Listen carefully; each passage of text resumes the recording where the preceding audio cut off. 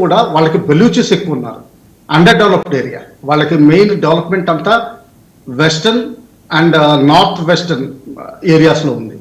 Eastern, south eastern areas చాలా under develop. లిబరల్గా ఉన్న government కూడా ఇంకా ఎంకరేజ్ చేస్తుంది తప్పితే కానీ తగ్గిస్తుందని అనుకోవట్లేదు. చెప్పండి. సో అంతవరకు ఓకే, మనకు కొంత పాజిటివ్ సైన్స్ కనబడుతున్నాయి.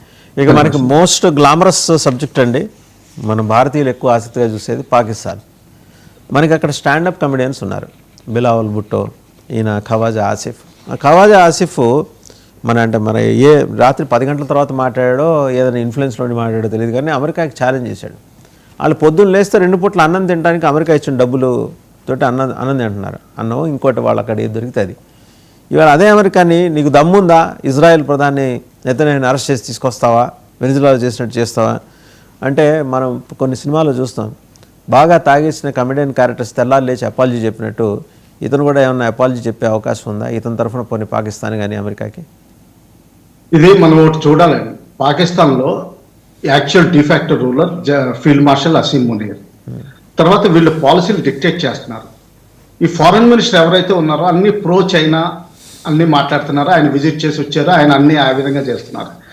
ప్రధానమంత్రి షరీఫ్ ఎవరైతే ఉన్నారో ఆయన అన్ని మిడిల్ ఈస్ట్ అండ్ రష్యాకి ఫేవరబుల్గా మాట్లాడుతున్నారు. అసీం మునీర్ గారు ప్రస్తుతానికి ఒక నెల రోజుల నుంచి సైలెంట్గా ఉన్నారు. బహుశా ఆయన కూతురు పెళ్లిలో ఆయన బిజీ అయి ఉంటారు. ఇప్పుడు అది అయిపోయింది. సో ఆయన ఖాళీ అవుతారు. ఇప్పుడు అమెరికా వెళ్ళే అవకాశాలు ఉన్నాయి. ఇంకా మిగతా DGISPR అంటారా, ఓన్లీ యాంటీ ఇండియా మాట్లాడతారు ఆయన, anti India and anti Afghanistan. So ఈ పాలసీస్ అన్ని ఎలా చేస్తున్నారంటే, వాళ్ళు ఇండియాకి ఎగ్నెస్ట్ గాను ఆఫ్ఘనిస్తాన్ని కంట్రోల్ తీసుకోవడానికి, చైనాకి అమెరికాకి బ్యాలెన్స్ చేసి ఎక్కడి నుంచి ఏది ఎక్కువ వస్తే, ఇప్పుడు J-17 విమానాలు వీళ్ళు ఎక్స్పోర్ట్ చేస్తా ఉంటున్నారు. అందులో 70% కంటెంట్ చైనా నుంచి రావాలి, పాకిస్తాన్ నుంచి తయారవలేదు. అది పాకిస్తాన్ విమానాలు తయారు చేయగలిగే స్థితిలో లేదు. ఫిట్ చేస్తారేమో సార్ ఇక్కడ జరిగేది అది. Exactly, completely knock down kits అంటారు. అవి వచ్చి ఇక్కడ పాకిస్తాన్ లో స్క్రూలు బిగిస్తారు. ఆ స్క్రూలు బిగించి వీళ్ళకి మార్కెటింగ్ చేసుకుంటున్నారు. లిబియాకి రెబెల్ గ్రూప్ ఏదైతే ఉందో వాళ్ళకి అమ్మాలని చూస్తున్నారు. సౌదీ అరేబియాకి అప్పులు ఎక్కువైపోయినాయి కాబట్టి వాటి బదులు కైన్లో వెనక్కిస్తామంటున్నారు. ఇలాగ బంగ్లాదేశ్కి అమ్మాలని చూస్తున్నారు. ఇంకా అంతకంటే ఇంకెవరు తీసుకునే అవకాశం లేదు ముస్లిం దేశాలు తప్పితే. కానీ ఇటు అమెరికాని మునీర్ గారు హ్యాండిల్ చేస్తున్నారు. ఇది ఇజ్రాయెల్కి ఎగనిస్ట్కి ఇచ్చిన స్టేట్మెంట్ మన డెప్త్లో చూడాలని. ప్రస్తుతానికి హమాస్ని డిస్ఆర్మ్ చేయడానికి USA నాయకత్వంలో, ఒక మేజర్ జనరల్ నాయకత్వంలో ముస్లిం 6 కంట్రీస్ నుంచి ఫోర్సెస్ ఇజ్రాయెల్లో పెడుతున్నారు. అందులో పాకిస్తాన్ మెయిన్ భాగం. ఇప్పుడు వరకు చేసిన పాలసీ డెసిషన్స్, వాగుడు అంతా దీనికి కాంట్రడిక్షన్గా ఇజ్రాయెల్లో వెళ్ళి అమెరికా కింద పనిచేసి హమాస్ని డిస్ఆర్మ్ చేయాల్సిన రెస్పాన్సిబిలిటీ పాకిస్తాన్లో వస్తుంది. ఇది ఎలా తప్పించుకోవాలో తెలియట్లేదు. ఎందుకంటే అమెరికాకి నేను రాను, ఇజ్రాయెల్కి వెళ్ళను, హమాస్ గురించి నేను డీల్ చేయను అంటే అమెరికా కోపం వస్తుంది. ఒకవేళ వెళ్ళి డిస్ఆర్మ్ చేస్తే ముస్లిం దేశాలన్నింటినీ వేరు చేసుకున్నట్టు. సో అందుకని చెప్పి యాంటీ ఇజ్రాయెల్ ఇటువంటి స్టేట్మెంట్లు ఇచ్చి, ఒకవేళ బహుశా నెటన్యాహు ఏమన్నా అంటారు, మా దేశంలో పాకిస్తాన్ అడుగు పెట్టడానికి వీల్లేదు, అమెరికా కూడా పాకిస్తాన్ని తీసేసి ఏ బంగ్లాదేశ్ ఆర్మీనో తీసుకుంటుందేమో, ఇంకో ముస్లిం దేశం ఆర్మీని, లేకపోతే ఇండోనేషియా ఆర్మీని తీసుకుంటుందేమో, అటువంటి ఆలోచనలు ఎలాగోలని ట్రై చేస్తున్నారు అన్నమాట. ఆ ట్రై చేయడంలో ఇది ఒక భాగం అనుకుంటున్నాను నేను. ఇది చాలా డీప్ గా ఆలోచించి ఇచ్చిన స్టేట్మెంట్, ఇచ్చిన స్టేట్మెంట్ అనిపించింది. ఎత్తుగడలో భాగమే. అలా కవ్విస్తే వీళ్ళని పక్కన పెట్టేసి వదిలే, మీతో ఏంటి మాకు న్యూసెన్స్ అని ఇంకెవరినైనా తీసుకుంటాను. బట్ ఆ మాత్రం గ్రహింపు ఇక్కడ కూర్చున్న మనకే ఆ మాత్రం గ్రహింపు ఉంటే అమెరికాకు ఉండదా సార్? ఉంటుంది. కాకపోతే ఏమవుతుందంటే, వాళ్ళు ఓవరాల్ బేరీజ్ వేసుకున్నప్పుడు ఒకసారి ఆ గేమ్స్ ఆడాల్సి వస్తుంది వాళ్ళకే. అందుకనే తెలుసు మనకి ఇండియాకి టారిఫ్ వార్ ఎందుకు వేస్తున్నారంటే, పొటెన్షియల్ సూపర్ పవర్ ఇండియా, అది వాళ్ళకి కంటకింపు కింద ఉంది. మెయిన్లీ ఏదో ఇండియా మీద టారిఫ్స్ వేసి, ఎస్ agriculture and dairy products, India ప్రపంచంలో బతుకుతున్న ప్రతి మనిషిలోనూ ప్రతి 6వ ఇండియన్. సో అగ్రికల్చర్ ప్రొడక్ట్స్ మనకి బోల్డ్ అంత అమ్మచ్చు, తక్కువ రేట్లో అమ్మచ్చు. వాళ్ళకి, మనకి ఇండియాలో తక్కువ రేట్ అవుతుంది, వాళ్ళకి మా ఫారిన్ కరెన్సీ డాలర్స్ వస్తాయి. మనకి ఫారిన్ కరెన్సీ బాగానే ఉంది, 623 బిలియన్ పైన ఉంది మనకి. సో మనకి ఆ ప్రాబ్లం లేదు. అయితే ఏంటంటే అమెరికా ఏంటంటే ఫ్యూచర్ లో చైనా తోటి యుద్ధం అయినప్పుడు యాక్చువల్ గా చూస్తే ఏంటంటే ఇండియానే అమెరికాకి హెల్ప్ చేయగలదు, ఇంకే దేశం హెల్ప్ చేయలేదు. రష్యా కూడా హెల్ప్ చేయలేదు, ఒకవేళ రష్యా ఫ్రెండ్లీ అయినా కానీ. రష్యా చైనాకి హెల్ప్ చేసే అవకాశాలు ఎక్కువ. అందులో దీని తర్వాత ఒకవేళ తైవాన్ని తీసుకోవడం ఖాయం యుద్ధం అయినా కానీ, ఎందుకంటే పక్కనుంది, ల్యాండ్ ఫ్రాంటియర్స్ కేవలం ఇండియాకే ఉన్నాయి. అటువంటిదప్పుడు ఇండియా సూపర్ పవర్ కింద ఎదిగే అవకాశాలు చాలా ఎక్కువ ఉన్నాయి. ఎందుకంటే లాజిస్టిక్స్ చైన్స్ కూడా చైనా నుంచి మన దేశానికి యాపిల్ ఇటువంటి కంపెనీస్ చాలా షిఫ్ట్ అయినాయి. తర్వాత మనది గ్రోయింగ్ ఏరోనాటికల్ ఇండస్ట్రీ పెరుగుతోంది. మన ఆఖరికి C-17 కూడా మనకి కొలాబరేషన్లో మ్యానుఫ్యాక్చర్ చేయడానికి పర్మిషన్ ఇచ్చే అవకాశాలు చాలా బ్రైట్గా కనిపిస్తున్నాయి.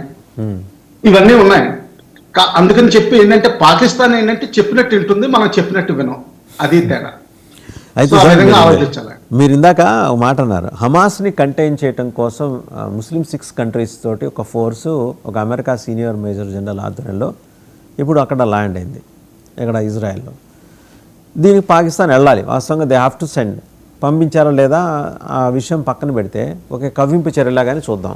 ఇలా ఆసిఫ్ మాట్లాడేస్తే, తాగేదో మాట్లాడేస్తే వెంటనే వాళ్ళు కోపం తెచ్చుకొని ఓకే మీరు అక్కర్లేదు మేము ఇంకోటి తెచ్చుకుంటామని అంటారేమో అనేది వీళ్ళ ఆశ. అన్నింటికి మించి ఏంటంటే ఒక హమాస్ని, ఒక హెజ్బుల్లాస్ని, ఒక హౌతీస్ని, ఈ మూడింటిని పెంచి పోషించింది ఇరాన్.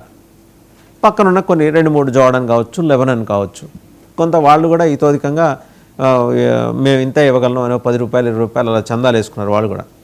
ఇప్పుడు ఈ 3 సంస్థల్ని వాళ్ళు పెంచి పోషించినట్టు బయటకు కనిపిస్తున్నప్పటికీ వెనకటికి వాళ్ళకి ఫండింగ్ డీప్ స్టేట్ నుంచి వస్తుంది కదా, ప్యారలల్గా డీప్ స్టేట్ నుంచి వస్తుంది. ఇప్పుడు ఆ మూడింటిని నిజంగా నిజంచే పనే కనుక జరిగితే యమన్లో ఇవాళ సంక్షోభం వచ్చిండేది కాదు కదా.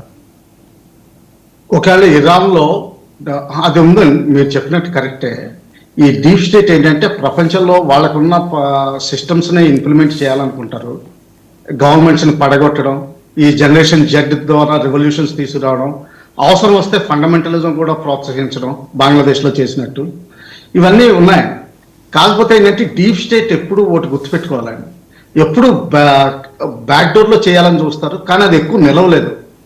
ఎందుకంటే ప్రజలు మాత్రం డైరెక్ట్గా డీప్ స్టేట్ పూర్తిగా అర్థం చేసుకోకపోయినా కానీ వాళ్ళ ఇంటెన్షన్స్ అర్థం చేసుకుని డెమోక్రసీస్లో అట్లీస్ట్ వాళ్ళని ఓట్అవుట్ చేసేస్తూ ఉంటారు. ఇప్పుడు ఇరాన్లో డెమోక్రసీ వచ్చిందనుకోండి, అంటే రిజిమ్ చేంజ్ అయ్యి ఈ లెబనాన్కి, హమాస్కి, హౌతీస్కి ఉన్న సపోర్ట్ అంతా పోతుంది. సో దానివల్ల ఇజ్రాయెల్కి ఉన్న ప్లాన్స్ ఈజీ అయిపోతాయి. వాళ్ళకి 2 స్టేట్ పాలసీ ఇష్టం లేదు, 2 స్టేట్ పాలసీ తీసుకోమంటే పాలెస్టైన్కి ఇష్టం లేదు. సో ఈ విధంగా ఏంటంటే ఫైనల్గా 2 స్టేట్ పాలసీ పాలెస్టైన్ మీద ఇంపోజ్ చేయగలుగుతారు. ఆ విధంగా సొల్యూషన్ తీసుకొచ్చే అవకాశాలు కూడా కనిపిస్తున్నాయి.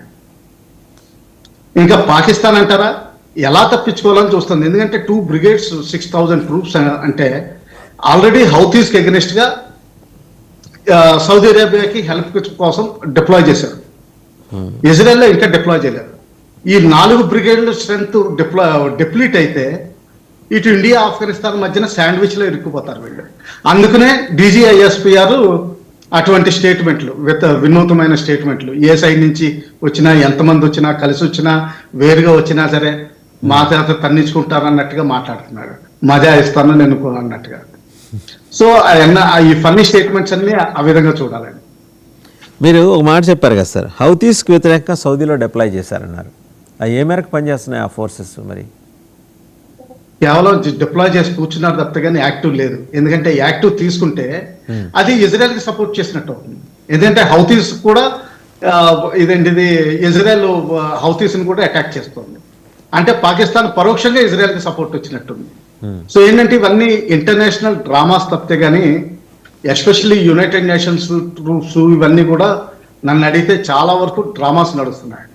ఎందుకంటే అమెరికా ఎప్పుడు డిప్లాయ్ చేసినా కానీ కమాండర్స్ని డిప్లాయ్ చేస్తుంది కానీ ట్రూప్స్ని ఎప్పుడు డిప్లాయ్ చేయరు.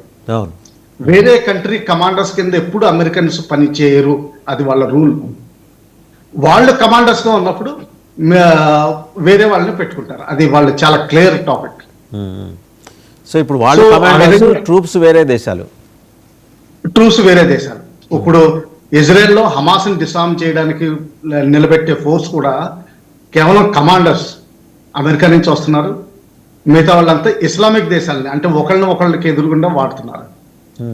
సో ఆ విధంగా వాళ్ళు స్ట్రాటజీ డివైడ్ చేసి వాళ్ళ ఆధిపత్యం మాత్రం చూపించుకుంటారు. అమెరికాకి ఎస్ దే డిజర్వ్ ఇట్. ఈరోజు ప్రపంచంలో ఏకైక పవర్ టెక్నాలజీ ఉంది, ఏరోస్పేస్ టెక్నాలజీ ఉంది, చిప్ టెక్నాలజీ ఉంది, సాఫ్ట్వేర్ టెక్నాలజీ ఉంది, వాళ్ళ ఉన్న మినరల్